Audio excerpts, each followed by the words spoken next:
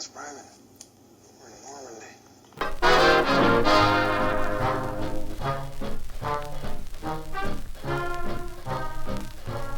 Thanks for checking in here at the We're Not Lost Private podcast. We appreciate all your support.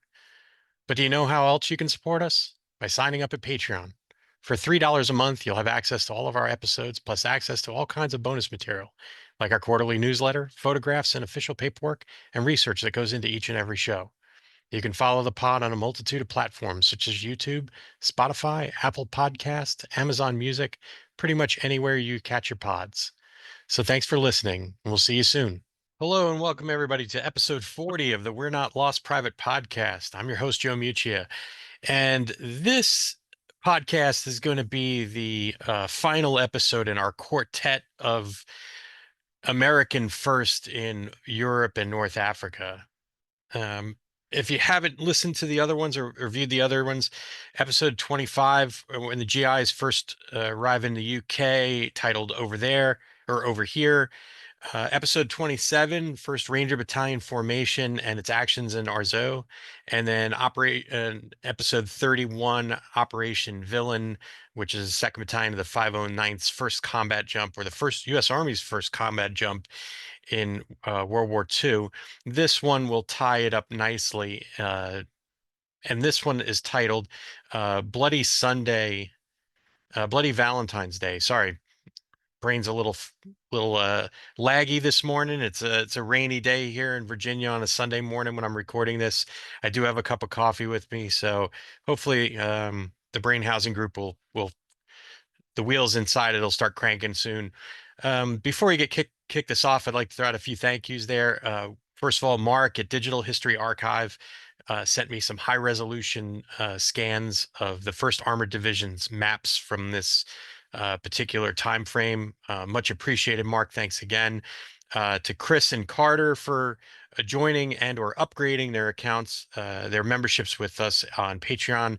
For those of you who don't know, we've added some membership tiers to our Patreon to provide for a little different access and flexibility for members of the of our family. So hopefully folks will take advantage of those.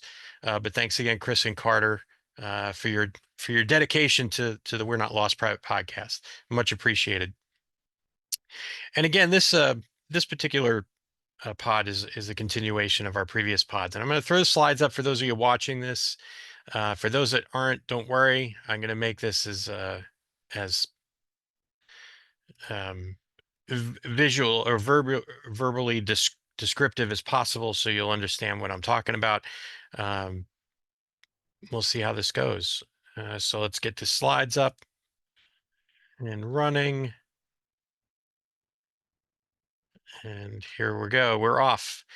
Again, this particular episode is titled Bloody Valentine's Day.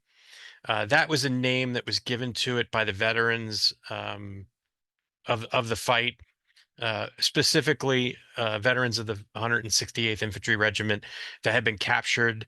They formed their own little cliques once they started to get to their stalags, because they were some of the earliest U.S. prisoners captured by the Germans. So they considered themselves a pretty exclusive little club.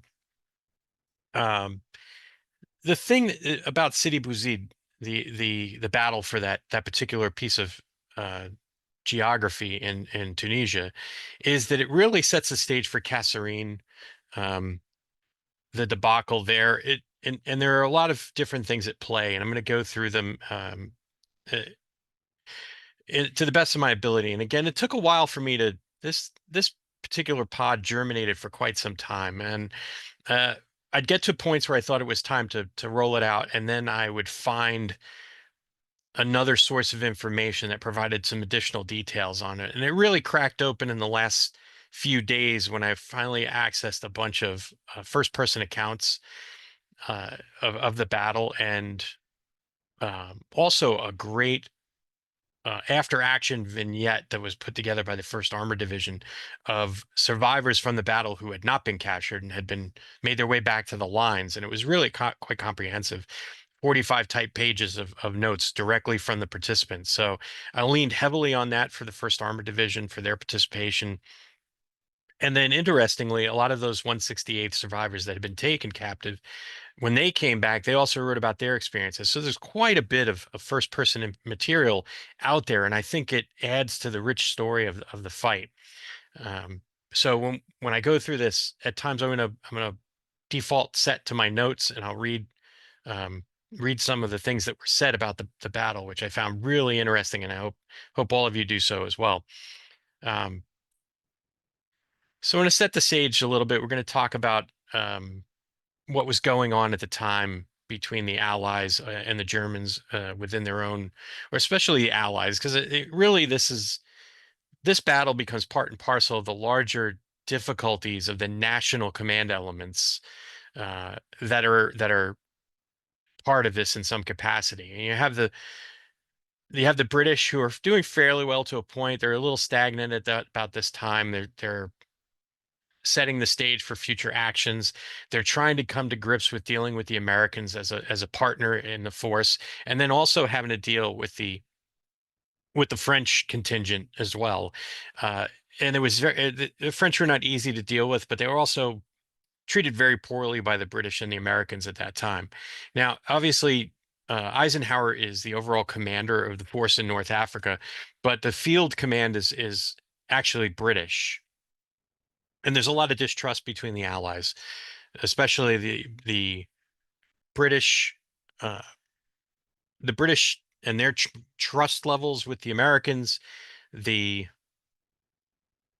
the Americans' trust levels with the British, and then of course nobody trusts the French, and really they are viewed as just problem children that have to be managed at that point in time. And as a result, the French army is really under-equipped and undermanned and undersupplied and untrusted when it comes to how they're dealt with.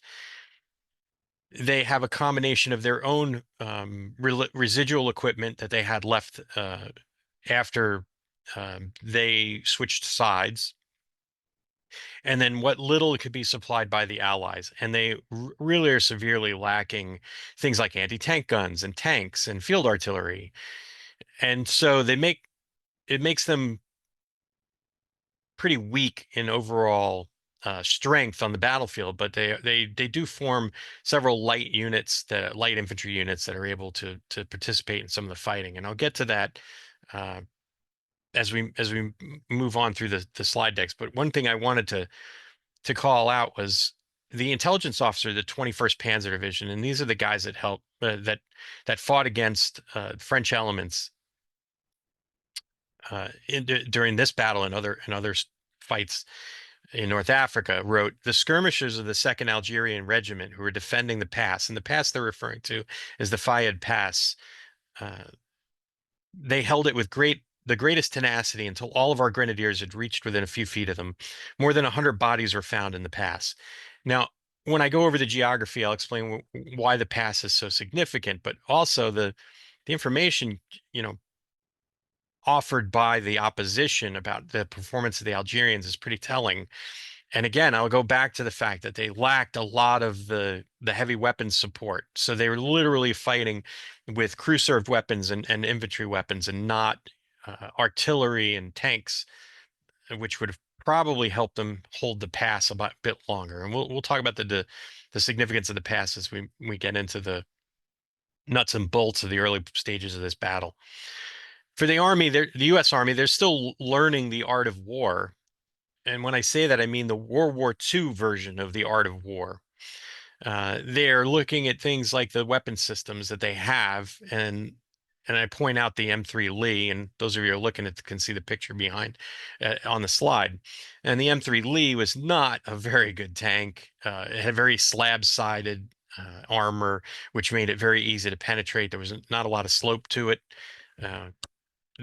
The 75 millimeter gun had a limited traverse, and basically had to turn the entire tank to get it on target. The 37 millimeter gun, which was in the turret, was meant to be an anti-aircraft defense gun, but it also was used against ground targets, but it also had a limited depression on it, which means if you were too close to the enemy, you couldn't depress the gun far enough to engage them. So it had a lot of limitations. And this is just one aspect of the things that the Americans were finding out.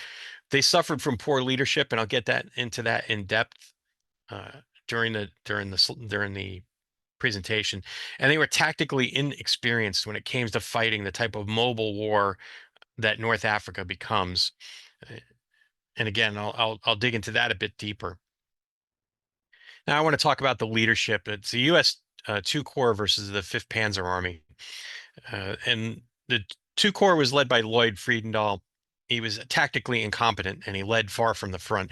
And when I say that he led far from the front, he his headquarters was 60 miles from this battlefield, and he did not understand mobile warfare. He dedicated an entire engineering battalion to drilling 2 caves into the side of a mountain where he wanted to have his headquarters. And the caves are never completed.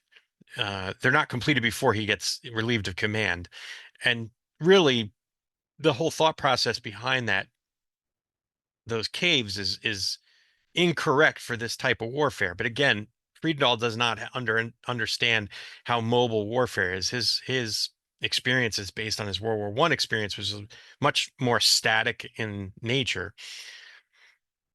His his senior commanders for the First Armored Division was Orlando Ward, who was a very caring and tactically competent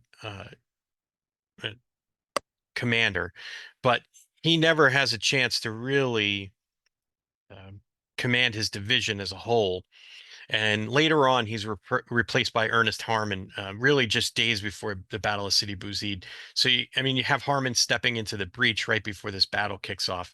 And for the 34th Infantry Division, which the 168th Infantry Regiment is a part of, they're commanded by Charles Ryder, and he'd been in command of the division since May of 1942.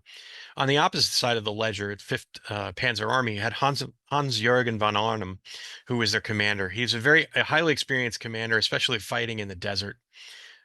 He was smart enough to designate the leadership for this particular operation, uh, Frühlingswind, or Spring Wind, to Heinz Ziegler, another highly experienced commander. And he was smart enough to know, I'm going to give my commander objectives, and I'm just going to let him go forth and take care of it the way he sees fit, as long as he meets my objectives. Friedendahl operated in a different capacity. At first, he did much the same. He would issue an objective and then hand it off to his subordinates, expect them to complete the objective. The only thing is, unlike von Arnim, his orders were very vague, and he lacked the detail and specificity of certain things that would make it easier on his commanders to understand what his intent was. When he got frustrated, he expected them to just figure it out at that point. But when he get frustrated, he would just bypass his senior commander and then start issuing orders to his subordinate units. And this is a problem that doesn't get resolved until his relief. Now, I want to look at the Germans a little bit as a whole. They're highly experienced in desert warfare. They've been fighting there for quite some time, especially in mobile warfare. The Germans in themselves have been fighting since 1939, first in Europe and Russia, and now in North Africa. They have an understanding of what mobile warfare looks like. We won't get into the whole blitzkrieg thing, but I mean, they knew what they were doing out in the desert, and the desert, while it had its own terrain features, it lacked a lot of the built-up areas that they were used to, that they had fought in before. So it allowed for a lot of freedom of movement, and it allowed them to take advantage of the superiority in the range of their weapon systems. They also were very adept at using their air power at the tactical level in North Africa, and this will come into play during the battle itself. And because they've traveled great distances, they're hampered by supply issues, but they're very good at making do with what they got. And in fact, they were also masters of battlefield scrounging. And this is really interesting to me, because I'm pretty sure many of my followers have seen footage of or seen pictures of Germans in North Africa using captured Allied material. I mean, I just watched a video the other day on Twitter or X or whatever we're calling it today, of a German flak battery moving out in North Africa, and in the back of the columns, a Bedford truck, a British Bedford truck, which is pretty pretty cool to see actually that they pressed it into service, but they were also very smart about how they would utilize their repair workshops. If a vehicle had been knocked out, but not to the point where it was unrecoverable or the armor had been severely compromised, they would move up their repair workshops behind the front line so they could quickly recover and then return to service vehicles and equipment. This is something that was not done to great effect by the Allies, and the Germans had a much more tenuous supply line to deal with. The Allies are starting to get control of the Mediterranean, and as such, the shipping to the supply shipping to German to the Germans in North Africa became very sporadic. So they had to rely even more on captured stocks. So it was interesting when I was researching this and looking at how they would use their mobile repair workshops and how they would push them up close to the front lines. I want to look at the Americans, and this one's going to be a little bit deeper dive than the Germans, mostly because the amount of data available, the amount of information available was much more uh, in greater amounts than there was for the Germans as I was looking at it. And the things that stood out to me were three major topics. They were poorly trained and equipped at this time. They had a confused command and control system, and they were tactically incompetent when it came to fighting at this stage during the war. And really, it broke those down into little subtopics. The poorly trained and equipped. I read several accounts from the 168th Infantry about how, when they were training stateside, most of the weapon systems they were training on were World War I era weapon systems, and this included your 1903 service rifle. When they get to North Africa, they're issued the M1, and they're expected to become proficient with this over time, which they had time to do that training until they're thrust into the line. Another thing that I looked at when it came to poorly trained and equipped was a report that came from the 1st Armored Division, their Combat Command A, which is going to be a key player in the battle. And in one of their after action documents, they spoke about receiving a supply of bazookas and rockets, of which the entire division had zero experience and zero training and working with. And in fact, it was basically just about the time they were heading into Sidi Bou Zid where they actually received the shipment. So they don't even have time to go and practice with these systems. I mean, that to me is almost criminal. They had extended supply lines and the North African road system was almost non-existent, and that poor infrastructure really compounded their ability to move to do forward basing logistics. And much like the Germans had moved their repair workshops up behind the lines, the Americans hadn't learned the value of moving logistic bases up towards the front line so it'd be easier to supply their frontline units. They will get much better at this, and that's going to be a reoccurring theme as well. And when I finally hit the summation, we'll talk about how these actions and these inactions or these inabilities will shape how the U.S. Army goes on to fight for the rest of the war. Returning to the confused command and control system, again, there was a huge mistrust between Corps and Division, especially between Friedendahl and Orlando Ward at the 1st Armored Division, so much so that Ward, again, is relieved of his command right before this battle kicks off.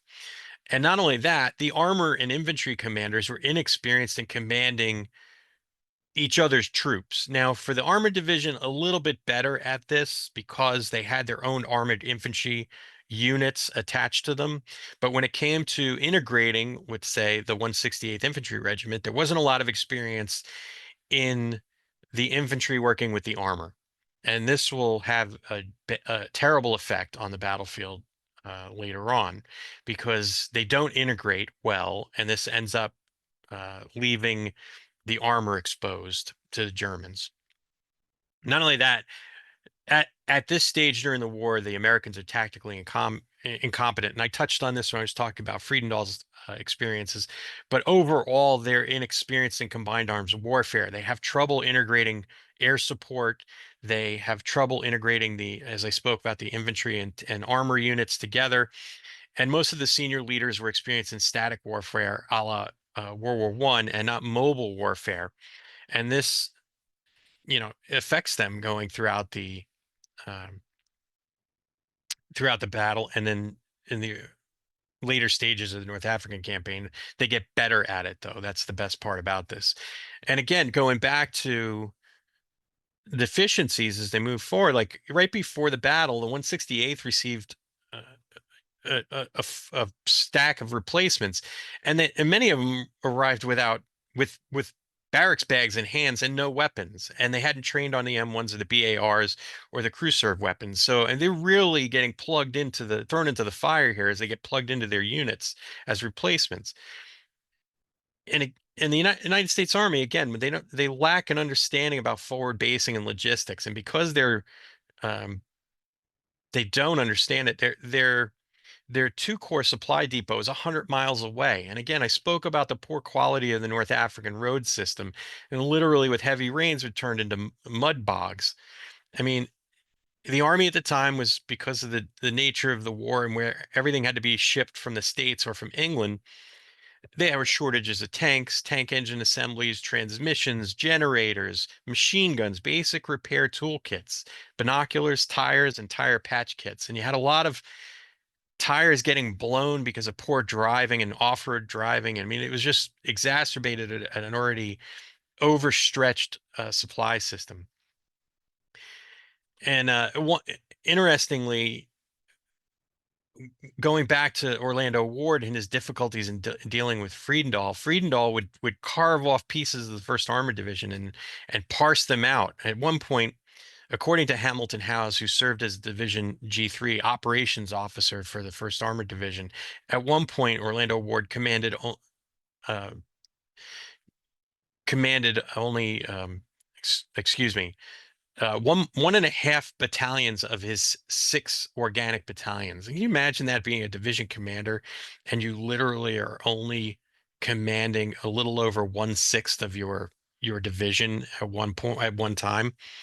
I mean, and this is part of Friedendahl's command overreach, and I spoke about this when I talked about his inability to deal with his major subordinate commanders, and he would literally bypass them and give orders to the organic units of his divisions. I mean, this creates a havoc because he's not even informing the division commander of what he's doing with his regiments and battalions. And again, he was 60 miles away, Friedendahl, so it just complicates the whole system. And then he just doesn't understand the battlefield. And we'll start to talk about the geography of the battlefield where units are stationed, it becomes quite clear that Friedendahl really didn't have a good feel for the battlefield itself. I want to look at the terrain specifically involved in the Sidi Bou Zid battle. And I'll also talk about the weather, because the weather influences it as well, especially the opening stages on the 14th of February, 1943. But for the few days prior to that, the weather had been terrible. I mean, they had violent winds and snow flurries. But as they get to the 13th, things start to clear up a bit. I mean, they still had some thick cloud cover. There were sporadic high winds, and the temperatures remained very low. I mean, those of us who spent time in the desert, and I have experienced very cold weather temps in the evening, and it's not something to be taken lightly. And most of the time, you're unprepared when it comes to your protective equipment. In this case, like blankets or heavy coats, things like that, or heavy boots. The GIs just don't have them, and there's lots of accounts by the GIs talking about how their field jackets, their M41 field jackets, just weren't enough to, when worn over, say, HBTs or your wool shirt and trousers, did not provide enough protection against the cold, even if you coupled it with a wool blanket. Sorry, had to hit the coffee a little bit, throw a little fuel into the engine. So by the 14th, the temperatures and the weather conditions start to cooperate a little bit. Now, when you get to Sidi Bou Zid, think of it like a miniature. For those of you who are familiar with the topography and the geography of, say, Bastogne, where you have all those roadways coming in and out, Sidi Bou Zid was that in a microcosm. I mean, it wasn't a very big town. It was a very small town actually, but you had one, two, three, four roadways coming into it, which made it very much a center point for traffic and infrastructure. And it had some of the few improved roads in the area ran through Sidi Bou Zid. So it was critical terrain when it came towards advancing either way, east or west, or southeast or northwest, as it were. There were actually three terrain features that dominated the eastern area and northeastern area around Sidi Bou Zid. To the northeast, you had Jebel Lusouda, which was a hill formation to the northeast of Sidi Bou Zid. To the south of Lusouda, you had the Fayed Pass, which is the only way in between several high-peaked hills in the area. And to the south of Fayed Pass, almost directly southeast from Sidi Bou Zid, you had Jebel Kasserine. And uh, these positions where these are get outposts, and I'll talk about this as we get to the U.S. Disposition as the battle kicks off. These are the terrain features that are outposts in front of Sidi Bou Zid. Oh, and also to the south of Sidi Bou Zid is the Mazila Pass, which is another dominant terrain feature to the south. And as the name describes, it's a pass between higher elevation terrain features. And the Germans are going to rely heavily on the Fayed Pass and the Mazila Pass during the next portions of the battle. So I want to talk about the friendly disposition. You have Ernest Harmon commanding the 1st Armored Division at that time, and Charles Ryder commanding the 34th Infantry Division. The preponderance of units that are involved in the fight here at Sidi Bou Zid will come from these two formations. Now, as we spoke about at Jebel Lusouda, you have the 2nd Battalion of the 168th Infantry, augmented by some elements of Combat Command A of the 1st Armored Division. And these are placed under the command of Lieutenant Colonel John K. Waters.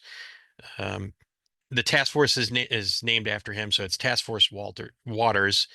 You have Colonel Ray McQuillan, who commands Combat Command A, and then Lieutenant Colonel Lewis V. Hightower, who's the commander of 3rd Battalion of the 1st Armored Regiment, that makes up the preponderance of Combat Command A. Combat Command A is based around Sidi Bou Zid, somewhat to the east of it.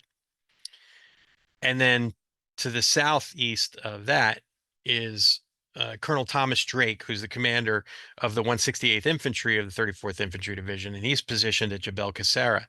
And he also has his 3rd Battalion there, all told about 1,900 men of the 168th Infantry, which the large portion of are National Guardsmen from Iowa, Minnesota, South and North Dakota.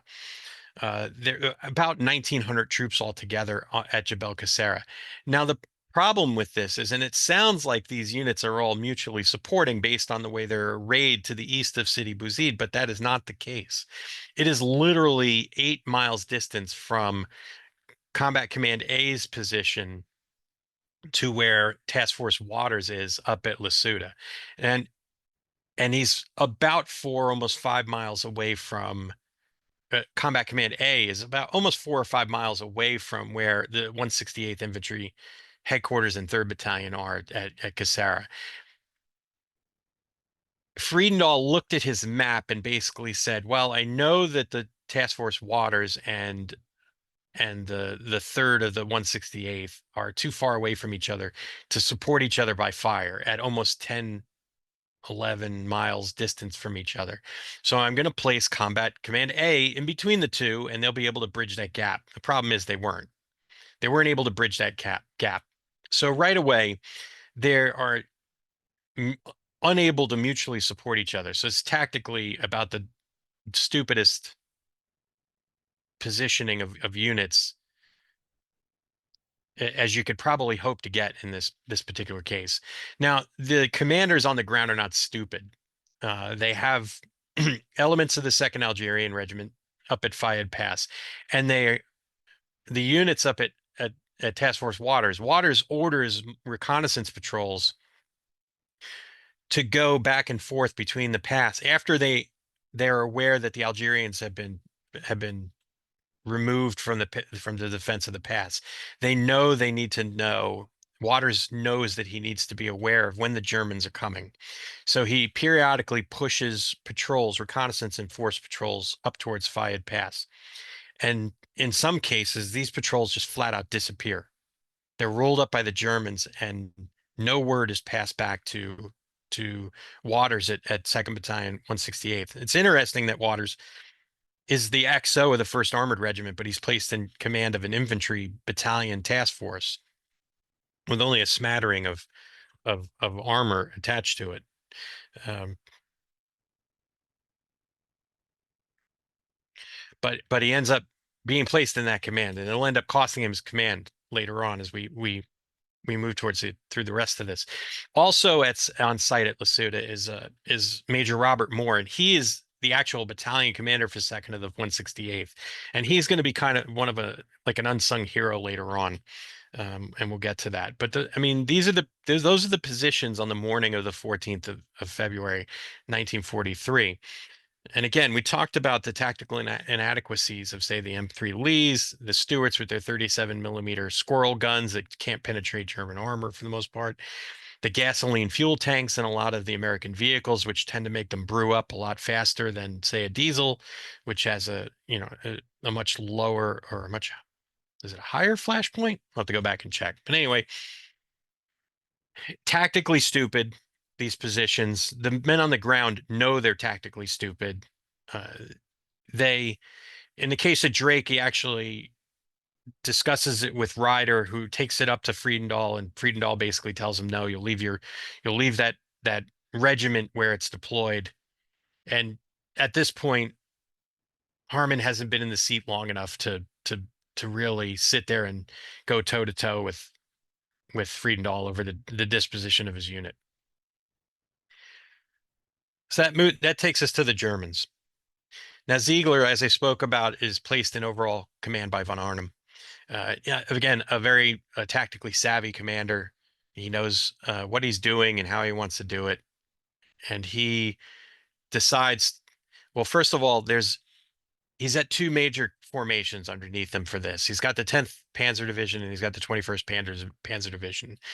And essentially, the border between the 2 units is the same road that leads out of Sidi Bou Zid to around the north of Kassara and then heading down towards Fax, out near the coast. He uses that as the delineation between his 2 formations, and then allows the 2 division commanders to task organize as they feel necessary. Overall, the formation has over 200 tanks, half-tracks, and anti-tank guns. The 10th Panzer Division is going to be the northern axis of advance. They're going to assault through Fayed Pass up towards Lasuda, and the intent is for them to attack south once they reach Lasuda, to attack south towards Sidi Bou Zid, flanking the major American position. Now, once they've already seized the pass, they've already conducted their own reconnaissance, and they can see where the American positions are. And we'll talk a little bit about how each side is able to gain a visual understanding of the opposition or lack thereof. Now, to the south, coming up from Azilla Pass, is the 21st Panzer Division. And again, there's a division they're basically, these units are divided into conf groups. The 10th Panzer Division divides into 2 comp groups, Gerhardt and Reimann, obviously named after their commanders. Gerhardt has 1 battalion of panzers, a battalion of panzer grenadiers, 2 anti-tank platoons, and 1 platoon of engineers, and a light field artillery battery. Now, again, the Germans at this point in time are much smarter about how to task organize their units, and their units are much more experienced in working with each other. And their formations are well thought out. Like, that you need panzer grenadiers to support your panzers. Like, and you know you need anti-tank platoons to support the assault by the Panzers and the Panzer Grenadiers. You also need engineers to deal with minefields, and you need your field artillery battery to prep the battlefield, as it were, prep the enemy's positions. The only thing missing from, say, Gerhardt's comp group is a flak battery to protect them from air attack. But at this point, the Germans have pretty much air superiority, so they're not really worried about air attack from the Americans. Kampfgruppe Rheinland, to the south of Gerhardt, um, has a company of Tigers, a battalion of Panzer Grenadiers, an anti-tank platoon, a platoon of engineers, one platoon of Sturmgeschütz assault guns, and one flak platoon. Again, very balanced conf group. Ryman's conf group will advance through the pass and up towards Lasuda, and Gerhardt's will advance to the north of them and then swing around Lasuda and basically envelope the American position and cut them off from CCA. The Again, the 21st Panzer Division is going to come up through Mazilla Pass. They're also broken down into two different conf groups. You have Conf Group Shoot, which has one anti-tank battalion minus, a machine gun battalion, a flak battalion minus, an engineer battalion minus, and a truck company. It's pretty much a very light conf group in terms of armor. They don't really have much, but it's still powerful in its own right. And then you have Conf Group Stunkhoff.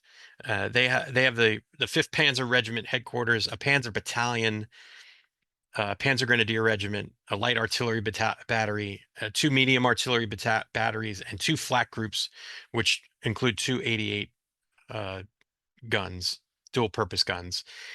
This is a very powerful formation, and when they come into the battle, they're essentially going to, because they're so motorized and they have a lot of firepower, they're going to do this big sweeping run. Sorry about those of you looking at the slide deck. I had to move the deck a little bit to a slide. Steinkopf is going to swing all the way to Hafe, and they're going to be that big flanking maneuver that's going to come in from southwest towards Sidi Bou Zid, where Schutt is going to cut off Kassara and essentially pin it down and prevent it from reinforcing or be reinforced by other U.S. forces. Interestingly, one of the passages I found, I was doing some research about it, was Ernie Pyle's depiction of the early part of the battle, and he had been brought into Friedendahl's headquarters to talk with the commanding general. And I'll read this for those of you that are just listening. He brought him for a talk with the commanding general some 10 miles behind the front lines before the battle scene. He took me to his tent and showed me just what the battle plan was for the day. He picked out a point close to the expected battle area and said that would be a good place for me to watch from. The only danger, he said, would be of being encircled and cut off if the battle should go against us. But it won't, he said, for we're going to kick the hell out of them today, and we've got the stuff to do it with. Unfortunately, we didn't kick the hell out of them. In fact, the boot was on the other foot. And those of you who have read a bunch of Ernie Pyle's stuff, he was definitely one to call a spade a spade. And this is obviously written after the post-mortem of the battle. But I thought it was just interesting that the Pyle would talk about the battle in those terms. The battle is joined. 14th February, early morning, there's a huge sandstorm that kicks up around Fayed Pass, and the Germans use this to cover their movement through the Fayed Pass, and the Americans are unable to ascertain that the Germans are actually advancing, because all they see is this huge sandstorm, which could be a group of tanks advancing across the desert floor, but all they see is a sandstorm. And they kicked off their attack at 04 in the morning. And not only that, they benefited from what was a normal, persistent morning haze. This also acted to cover the German advance. again, I spoke about the reconnaissance elements that had been pushed over towards the Fayed Pass. Waters had been pushing reconnaissance patrols toward there, and either been shot out of the area that morning, or in previous efforts, just kind of disappeared with no word as to what happened to them. Many of them were either killed or captured. The pass was kind of the gateway to the area. So Reitman advances up towards Lasuda, and he splits his column in two, breaking off before Lasuda. He advances in one column, and then he pushes up towards Lasuda, and they begin taking out elements of the 2nd Battalion of the 168th that had been positioned on the lower approach to the hill at Jebel Lasuda. And once they do that, they've basically driven a wedge between Task Force Waters and Combat Command A. All the while, you have Gerhardt circling around the north side of Jebel Lasuda. While this is happening, you have Kampfgruppe Schutt advancing up towards Jebel Kassara, where they cut off the 3rd Battalion of the 168th and Colonel Drake and his regimental headquarters. So now you have all of the three major American formations are all cut off at this point. And this is probably the worst case scenario for the Americans. You know, that they're isolated. They don't have the ability to support each other. And not only that, the Germans are moving towards their rear areas. Again, you have Kampfgruppe Steinkopf is coming in from the essentially the southwest. So Combat Command A cannot withdraw to the north. They can't withdraw to the south because they know from radio contact with Colonel Drake that he's cut off and surrounded. So their only way to withdraw is towards where Steinkopf is coming in. So essentially it becomes a race to withdraw before they're essentially completely cut off and then just whittled down to nothing. Waters moves down the slope once his essentially his reconnaissance screen at the base of Jebel Lasuda comes under fire. He moves down there to get a better view of what's going on with the battle. And as he does so, the Germans swarm over those positions, and Waters is eventually captured. So, I mean, this worst case scenario as this happens. This is early morning, and it also already probably by about 10 o'clock, all of these units are essentially isolated and in danger of being cut off. Again, you have Hightower, who's commanding elements of the CCA there outside of Sidi Bou Zid. You have Waters up on the slope of the Suda. You have Robert Moore, who's the battalion commander for 2nd of the 168th, and Colonel Drake over at Jebel Kassara. And every one of these commanders, with the exception of Waters because he's captured, every one of these three commanders understands the absolute danger their command is in right now. I thought this was interesting as an interlude before getting into the nuts and bolts of what really happens once the Germans complete these maneuvers. Staff Sergeant Kermit Jackson was D Company of 2nd Battalion of the 1st Armored Regiment. He'll fight at the later stages of the battle on the 15th, but I thought that was really interesting, his statement. It came out of that after action, the 1st Armored Division after action interviews. And he talked about all of our tanks took off cross country and tried to outrun bullets, but couldn't run fast enough. I got in hull defilade and saw nothing but fires. Every tank on the high ground was on fire. And while this is describing the latter portions of the battle, it's essentially what happened. It was much the same as what happened during those early stages on the 14th. So I thought it made for good representation of a visual, because there were several accounts where members of either the 168th or CCA talked about seeing tanks burning on the battlefield, and each of them, one 1st Armored Division vet described it as like each one of them signaled a funeral pyre for a tank crew. and you can see the results of German fire on two different Shermans in the photos on this. And for those of you who are just listening, don't worry, I'll have a lot of these photos posted up on our Patreon page. But really, at this point, the battle's a disaster. It's an absolute disaster for each one of the elements. Again, Waters is captured early on.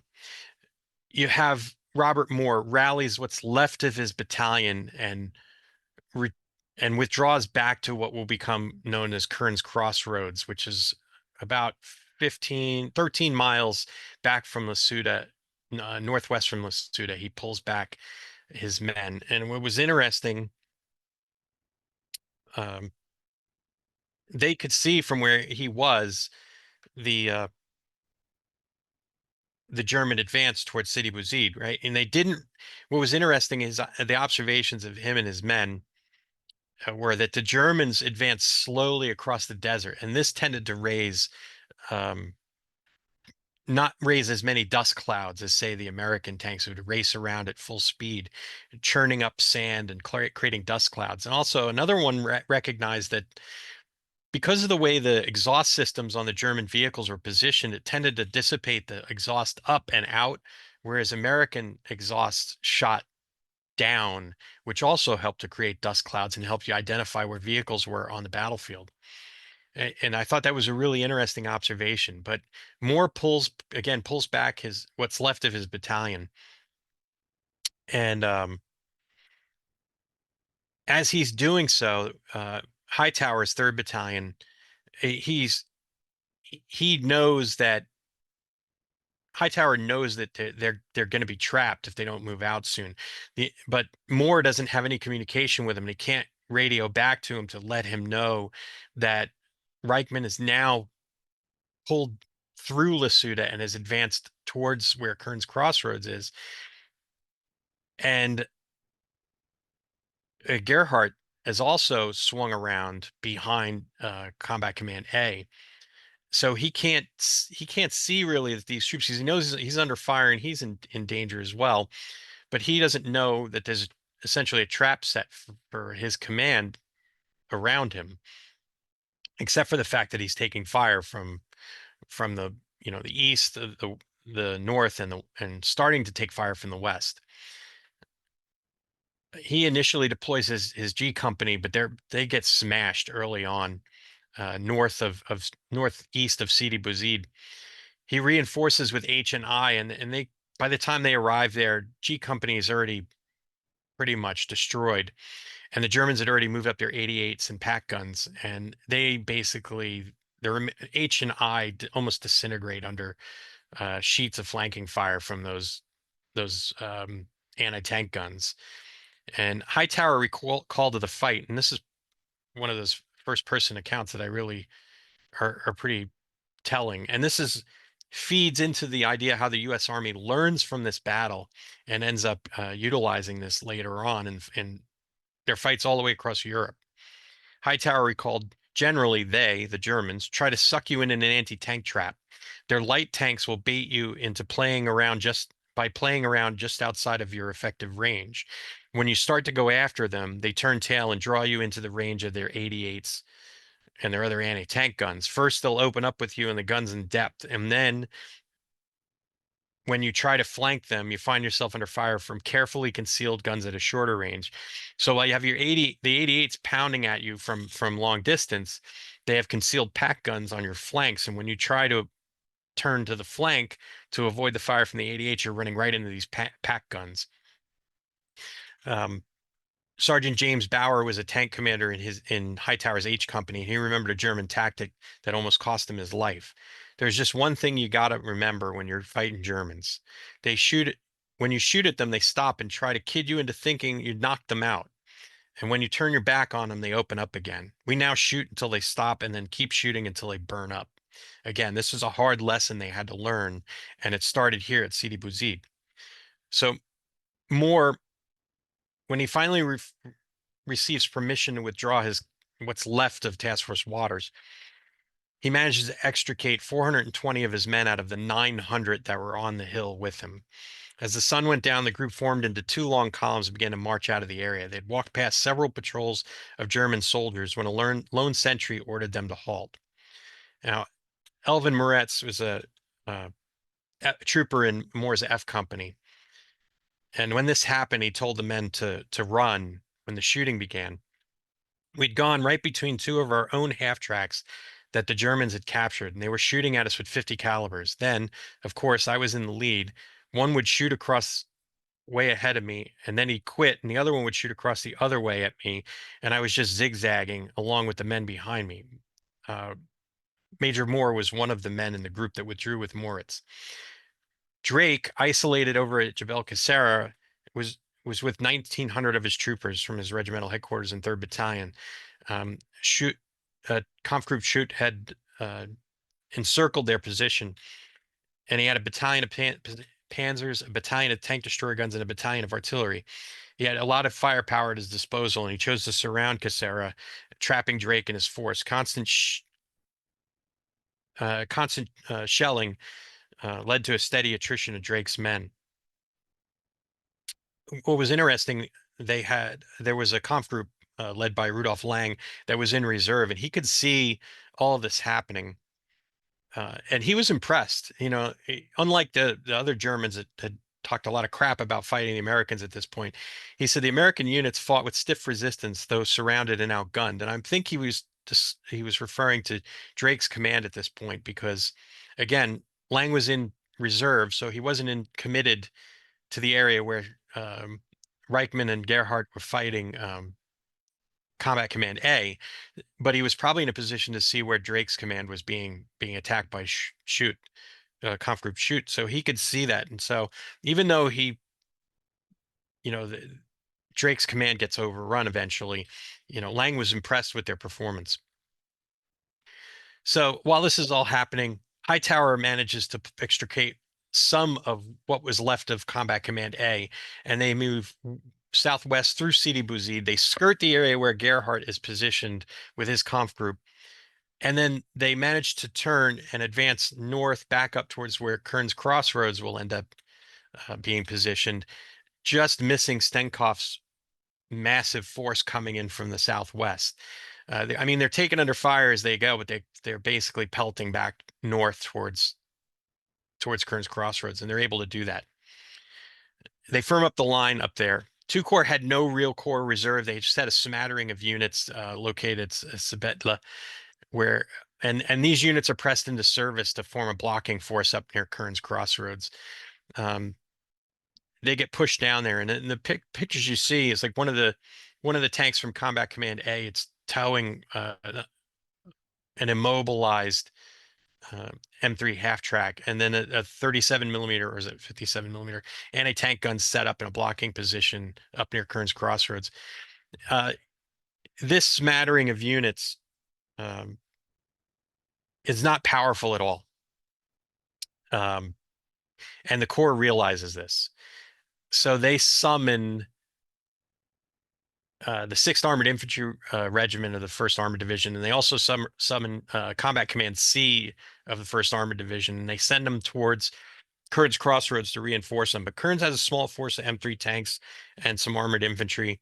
He's also reinforced with elements of the 805th Tank Destroyer Battalion and the reconnaissance platoon from that battalion. He gets A Company from the 805th, which included 4 M3 motor gun carriages with 75 millimeter guns. The first platoon was commanded by Lieutenant John Glending, and he and his platoon provided overwatch at the time for the reinforcements coming in from CCC and the 6th Armored Infantry Regiment.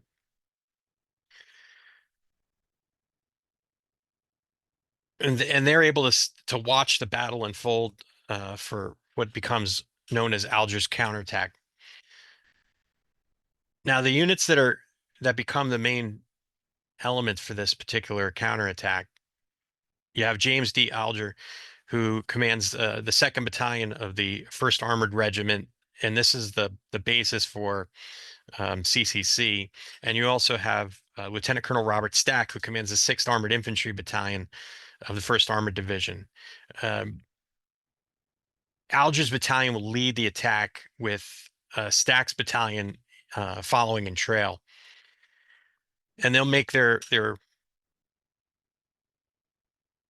they make their attack, the Germans hadn't suffered a lot of losses. So basically they're attacking into the teeth of what is largely a full German panzer division. And I don't think they know that. And one of the things that comes out again in these after action interviews is, and especially Hightower highlights it, but other commanders talk about it as well, is hardly any pre-battle reconnaissance is done. And what little is done, it gets wiped out early on at Fayed Pass. There was no reconnaissance done in support of Alger's counterattack. And he has no idea what he's walking into. Alger said that Colonel Haynes, who commands the 1st Armored Regiment, basically showed up with Hightower, who had made his way back from almost being cut off. The two of them arrived at noon when the attack force was in formation and at the point of moving out, and gave a few further details of yesterday's fight, mentioning probable location of anti-tank guns in the outlying houses around Sidi Bou Zid. They wished us luck and hoped we'd get a 4-1 in our favor. I mean, that is not a lot of guidance to to sally forth into battle with. I mean, he really didn't get much information from those two commanders at that time. And again, they don't do any pre-assault recon, and he bemoans this later on when he's interviewed.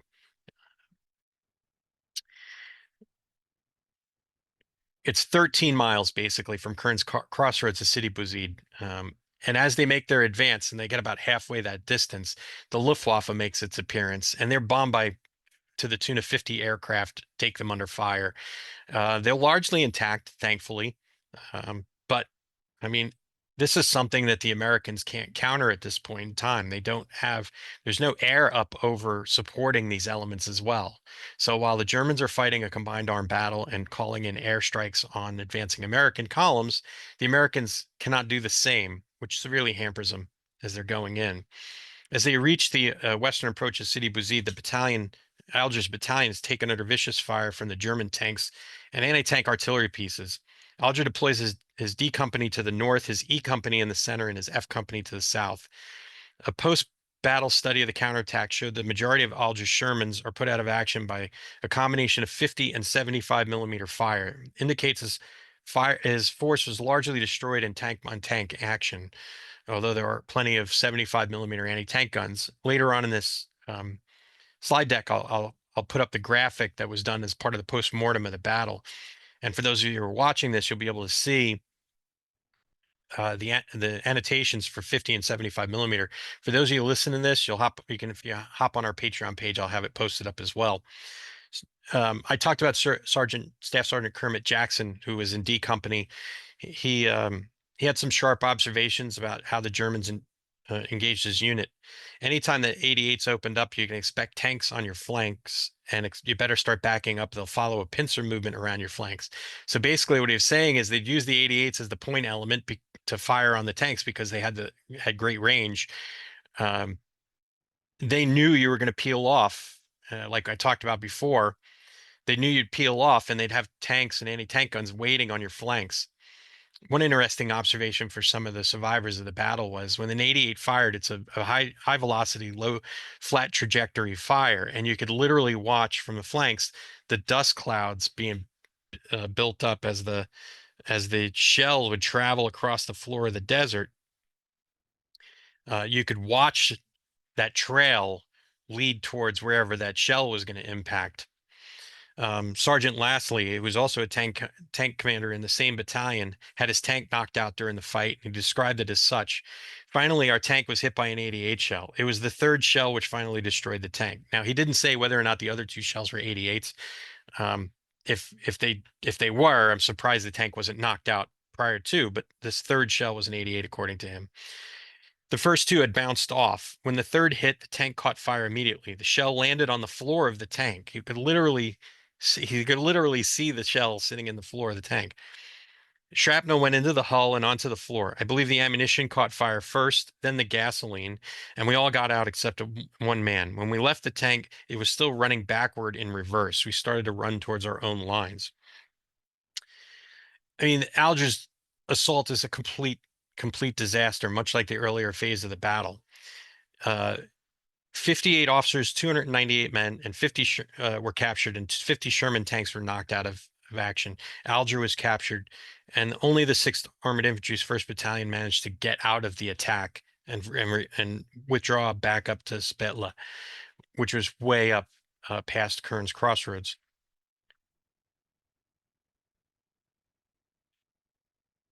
This was a noble sacrifice, I will say, on the part of Alger. I mean, it didn't have to happen, but what it does happen is Stack's battalion's able to pull back and warn 2 corps of the impending German assault.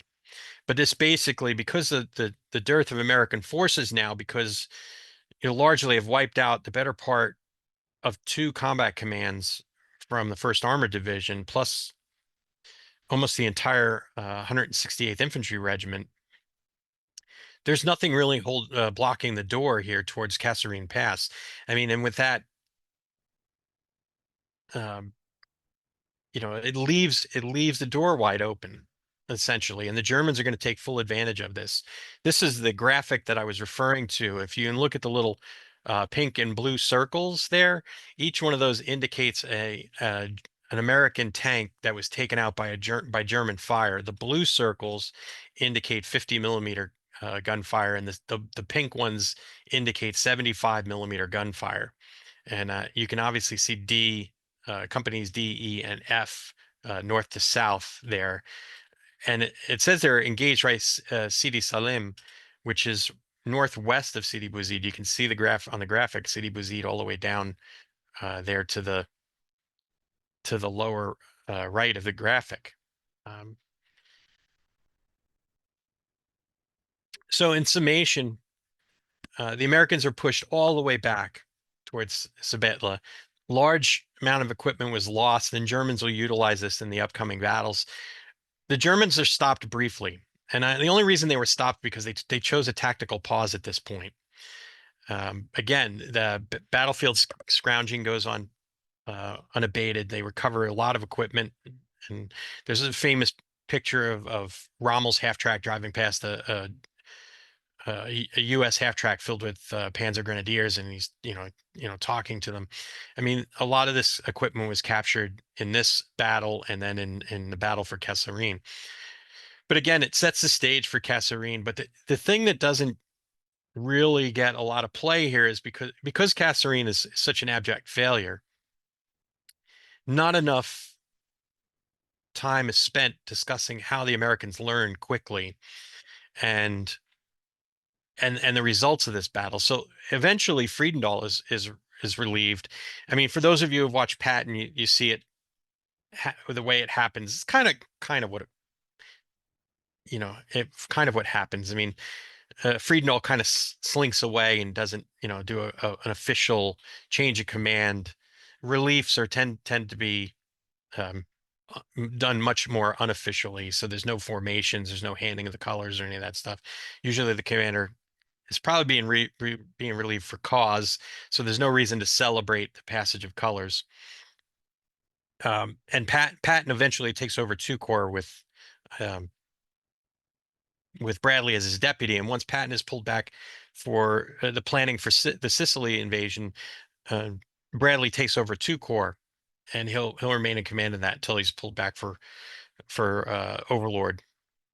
But we really don't talk about how the lessons that are learned from the battle at Sidi Bou Zid and then later in Kasserine influenced the U.S. Army and their performance, later on in the war. They began to understand the criticality of having an integrated tactical air force. The British are really leading the charge in this. The Americans kind of, ride in on the coattails of this effort and really become the masters of tactical air support. They also learn battlefield logistics and the need to push supply depots closer to the front lines. And we see how this bears out the criticality of capturing ports and or the mulberries off of off the Normandy coast. Really, the criticality of those forward basing of logistics and the need to shorten your logistics lines to ease the burden on the logistics system and your ability to resupply your units that are in combat. All of these lessons start to be learned here in North Africa with these battles. The need for intensive training. I'm going to hang the after action observations from the first person observations. That document I'm going to hang on our Patreon page. It's a really interesting reading. Again, it's 45 pages. It goes through all aspects of command and the lessons that are being learned about just like how to utilize the M4 Shermans properly and the need for integrating infantry and tanks. And that's one thing that Alger's battalion suffers from. They don't have their infantry up with them, although I don't really think it would help to help take out some of those anti-tank guns. And again, I think Hightower learns this as well as he's cut off, as he doesn't have his infantry with him either to help take out those anti-tank guns and help protect his armor so the armor can do what it's supposed to do. Also, doctrinally, the U.S. Army's use of tanks is different than say the Germans. The Germans view tanks for tank on tank battle and then their anti-tank guns for tank on tank battle, where the U.S. Army utilizes their tanks to punch holes in lines and use to exploit. It's not meant for tank on tank battle, although obviously that becomes a thing later on. That's why there's so many tank destroyer units in the U.S. Army at the time. Doctrinally, the taking on of other tanks was the purview of tank destroyer units, not armor units. Armor units were to blow holes in the enemy lines and then exploit with speed and audacity those positions. So again, while Sidi Bou Zid and Kasserine are largely disasters, the lessons that are learned at the cost in blood and equipment are massive for the U.S. Army, and it'll end up leaving them in good stead later on for the further conduct of the war. So with that said, I'm going to wrap it up here. Thanks for everybody for checking in and following along. This completes the quartet of America's First in Europe and North Africa. I hope everybody enjoyed it. And I look forward to your comments. And you can catch us on all your podcatchers and YouTube. So please check us out. If you haven't become a Patreon supporter and you're considering it, we've got multiple tiers now for membership, so you're not locked into just one price point. If you don't think you can meet a price point, there's several options for you. And again, I'm going to post a lot of the supporting documents from this episode up on Patreon for our paid subscribers, so you'll get a chance to get in there and look at this stuff. And again, it's really interesting reading. I'll probably hang the map on there as well if you want to take a look at that. But thanks again, everyone. Episode 41 is probably going to be the 101st Airborne's fight at Le Drurier on D-Day and D+1. And then I'm going to have another Easy Company Myths show to discuss the inaccuracies and outright misinformation being put out by a particular YouTube channel. That one will drop in August. But I hope everybody will check them out. I'm looking forward to it. And I hope everybody has a great week. Take care.